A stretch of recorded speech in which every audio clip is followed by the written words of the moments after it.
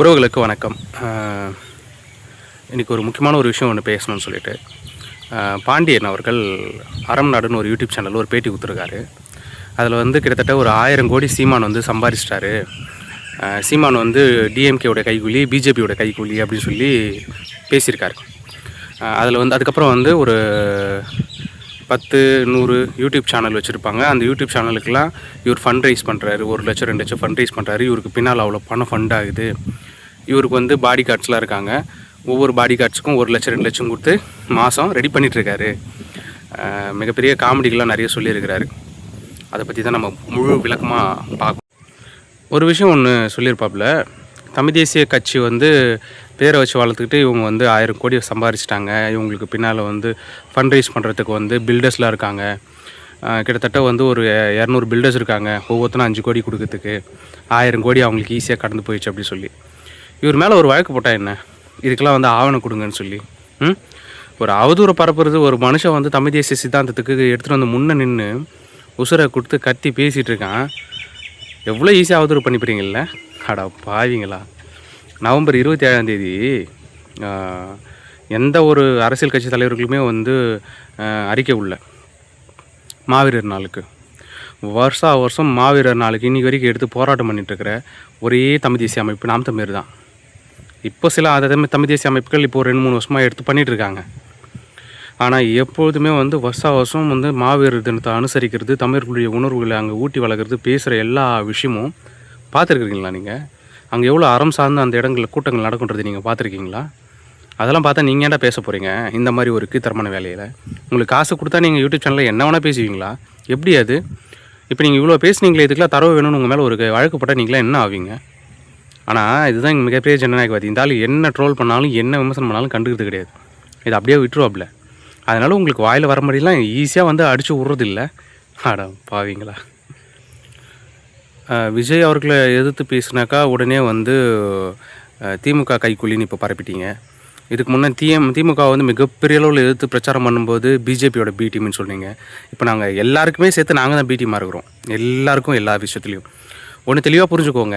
எல்லாருக்குமே இன்றைக்கி தமிழ் தேசிய அரசியலில் கொண்டு போய் சேர்த்ததுடைய பெருமை சீமானை தவிர யாருமே தெரியாது. மிகப்பெரிய அளவில் 95-96% இன்றைக்கி தமிழகத்தில் தமிழர்களுடைய மத்தியில் தமிழ் தேசிய அரசியலை கொண்டு போய் சேர்த்த ஒரு பெருமை சீமானை தவிர வேறு யாருமே சேராது. அது முதல்ல தெளிவாக புரிஞ்சுக்கோங்க. அப்புறம் இன்னொரு விஷயம் ஏதோ ஒன்று சொன்னாப்லையே மனுஷன், பட்டு மைண்டுக்கு வர மாட்டேங்குது. ஞாபகம் வந்துடுச்சு. என்ன சொன்னார்? 8% ஓட்டு வாங்கினதெல்லாம் பழைய கதை. எப்போ பழைய கதை? ஆதாம் எவ்வளோ காலத்து கதையா? எனக்கு ஒன்றுமே புரியல. 8% வாக்கு வாங்கினது போன நாடாளுமன்றானா கண்ணா? முதல்ல அது புரிஞ்சுக்கோ. இப்போ இதுக்கு அடுத்து அவங்க இருக்க மாட்டாங்க, அந்த இடமே இருக்காதுன்னு ஒரு நெகட்டிவ் செட் பண்ணுறது. யாருக்கு நீங்கள் வேலை பார்த்துட்ருக்கீங்க? ஒன்றும் புரியல. சரி, பின்னால் அதை அலசி நம்ம கொஞ்சம் சொல்லுவோம். 8% வாக்கு வாங்கினவங்க இப்போ இதுக்கப்புறம் காணாமல் போயிடுவாங்கன்ற மாதிரி நீங்கள் பேசிகிட்டு இருக்க. 8% வாக்கில் திரும்பவும் சொல்கிறேன், 1% கூட கிடையாது. அது 8 இரட்டிப்பாக தான் ஆகும். ஒரு வேளை நீங்கள் சொல்கிற மாரி தமிழ் தேசிய சித்தாந்தத்தில் இருக்கிற எங்களுடைய அண்ணன் தம்பிமார்கள் எல்லாமே போராடி நாங்கள் ஒரு வாக்கு வாங்காமே போகிறோன்னு வச்சுக்கோங்க. யாருக்கு இதனால் லாஸு? இந்த தமிழ் மக்களுக்கும் இவங்களுக்கு தான் லாஸு, எங்களுக்கு கிடையாது. கடைசி வரைக்கும் களத்தில் நின்றுட்டு தான் இருப்போம். 1% ஆனாலும் சரி, அது திரும்பவும் 1% விட கம்மியாகவே போனாலும் சரி, திரும்பவும் களத்தில் இறங்கி போராடி தான் இருப்போம். எங்களுக்கு லாஸே கிடையாது.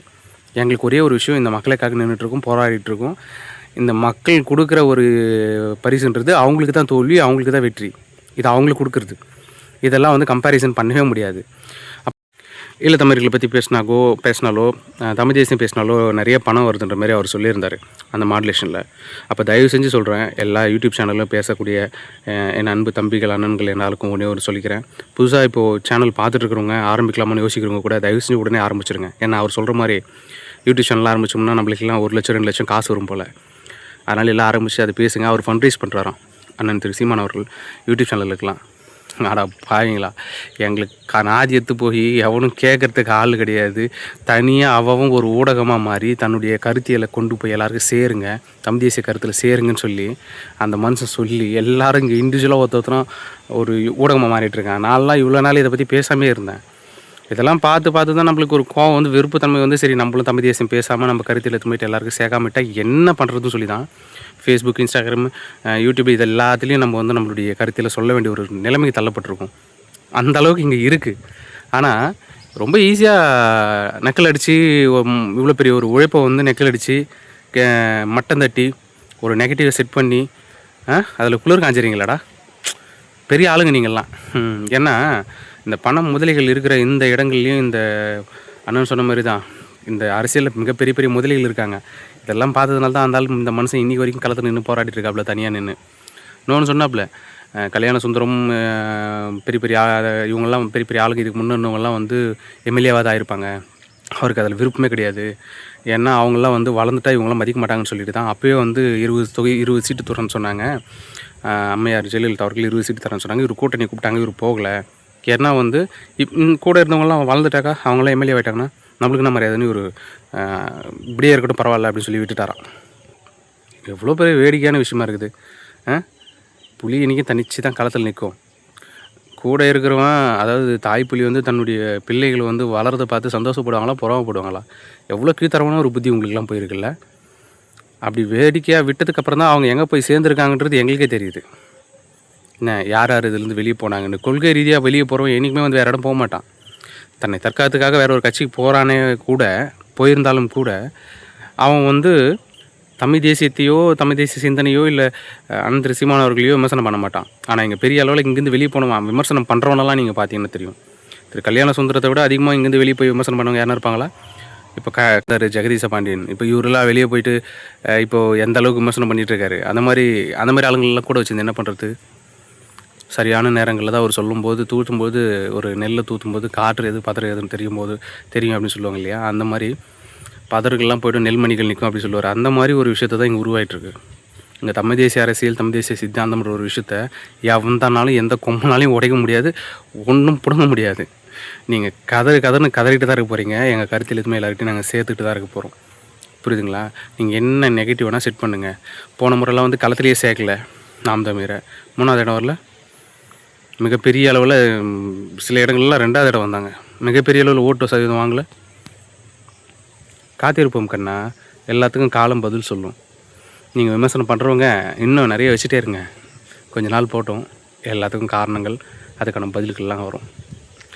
உறவுகளோடு நன்றி.